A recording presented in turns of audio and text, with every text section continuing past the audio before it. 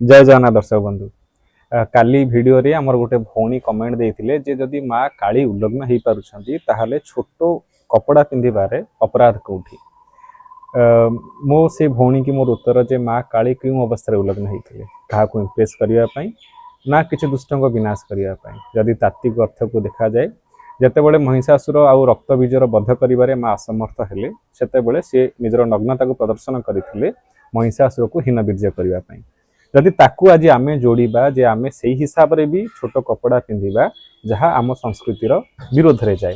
दर्शक बंधु, छोट कपड़ा पिंधिबा इंडिविजुअल चॉइस, आमे केबे भी कहार वस्त्र उपर आक्षेप करूना। किंतु जतबेले एई मानसिकता आसे जे आम संस्कृति को नेकी जदि माँ काली उल्लग्न हेले ताले आमे भी उल्लग्न हबु ताले या ठीक नुहे।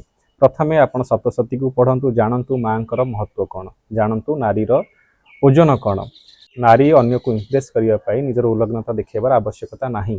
नारी सेमिति समृद्ध, नारी सेमिति आगे अच्छी आउ सबु पुरुष मानकठू भी आगे अच्छी। जदि आम संस्कृति को देखिए ताहले माँ चरण में हरिहर ब्रह्मा प्रार्थना करुछंदी, भिक्षांग देहि कृपालंबनकारी माता अन्नपूर्णेश्वरी, हे माँ अन्नपूर्णा आमको आपण भिक्षा दियंतु। जदि आम संस्कृति आमको शिखौची नारी सर्वाग्रे अच्छी, नारी पाखरे पुरुष भिक्षावृत्ति करुच्ची, ताहले से नारी काहाको इम्प्रेस करिवार आवश्यकता कौन।